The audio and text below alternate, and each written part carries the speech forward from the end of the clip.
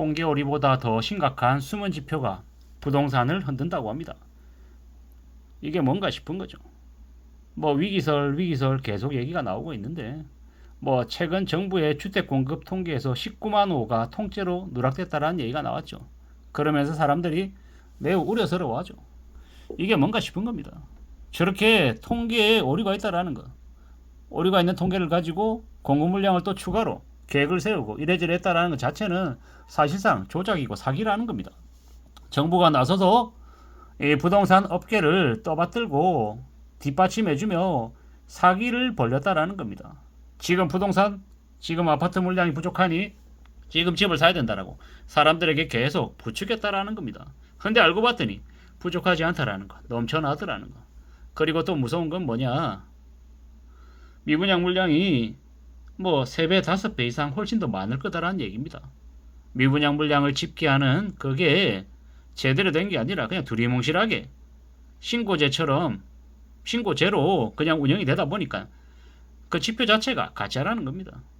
이게 뭔가 싶은 겁니다. 부동산 관련해서는 왜 이렇게 부조리나 비리나 가짜가 많은 걸까요? 관련 업계, 건설사, 시행사, 전문가, 교수, 유튜버, 정부 관계자 이들이 모두 다 같이 얽히고 설켜 있는 거대한 네트워크 범죄이기 때문이죠. 부동산은 왜 물건이 만들어지기 전부터 판매를 합니까?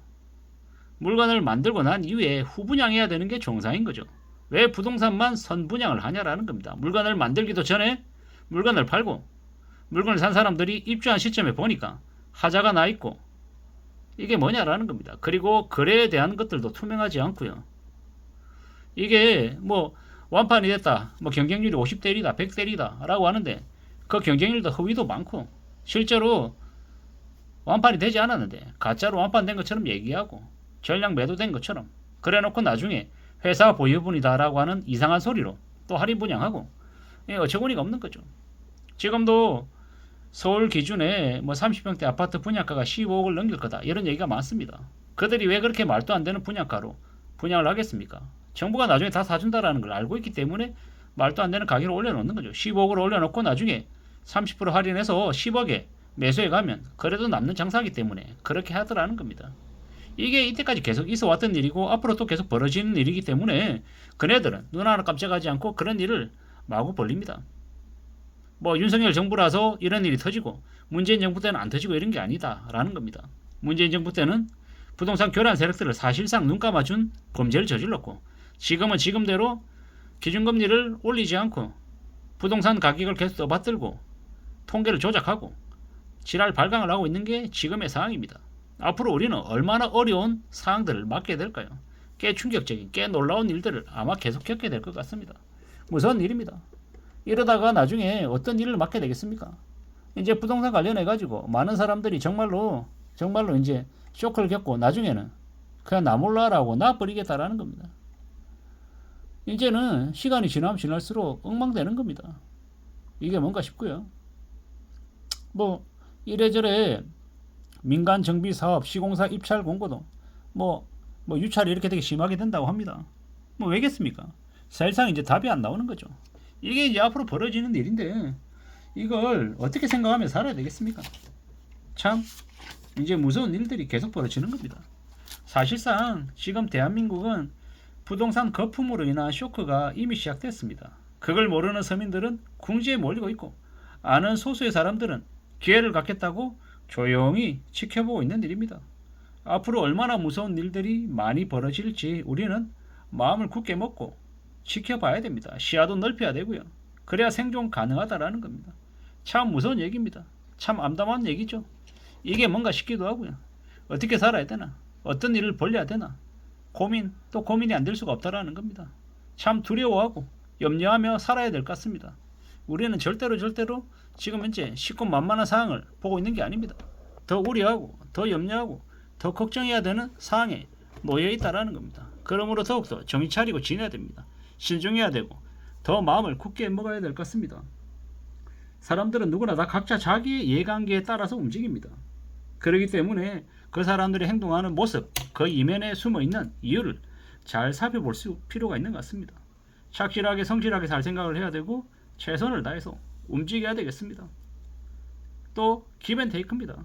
주는 게 있어야 받는 게 있는 겁니다. 각을 세울 필요도 없습니다. 과시하고 드러낼 필요도 없습니다. 시간이 갈수록 나는 맞고 상대방이 틀리다, 뭐 이런 생각은 자꾸 자기 자신을 편협하게 만드는 길인 것 같습니다. 돈이 우선인가? 아니면 경험이 먼저인가? 저 사람이 나에게 왜 저렇게 대하는 걸까? 잘 생각해보며 움직여야 될 것 같습니다. 참 많은 생각들을 하게 됩니다.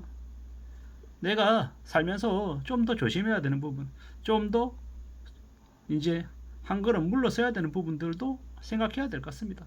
저도 살다 보니까 이래저래 건강에 되게 이제 위협이 이제 오고 하니 좀 건강을 좀 더 잘 챙겨야겠다라는 생각들 하게 됩니다. 두려운 마음도 생기고요. 좀 더 조심해야겠구나라는 생각도 들고요. 세상에 당연한 게 없는데 자꾸 건강만큼은 당연한 것처럼 착각하며 지냈던 것 같습니다. 그냥 주어지는 게 아닌데요. 건강을 지키는 것도 시간이 걸리고 공을 들여야 하는 건데요. 그냥 가만히 있다고 얻어지는 게 아닌데 자꾸 착각했던 것 같습니다. 그래서 어쩌면 저도 이런 이제 결과를 겪는 것 같습니다. 대가를 지불하고 있는 것 같습니다. 좀 더 조심하며 지내야 되겠습니다. 부동산이니 경제니 전부 다 위축이 되어 있습니다. 하도 사기치는 놈들이 많아서 이제는 사기치는 놈들이 식상할 정도입니다. 성공한 사람들이 드물고 사기치는 사람들의 처벌 수위가 너무 낮아서 그들이 계속 활개치고 있습니다. 그럼에도 불구하고 시간이 지나면 지날수록 영끌족들은 아마 돈 빌릴 데도 없고 그네들이 헤쳐나갈 길도 없을 것 같습니다. 어떻게 지내야 되겠습니까? 거품이 꺼져가는 중입니다. 망가지는 이들이 늘고 있고요. 남들을 이용해서 남들에게 떠넘기려고 수작질을 하는 놈들도 많아지는 것 같습니다. 책임감 없이 누리려고 유행만 부리려고 하는 이들이 많아지고 있습니다.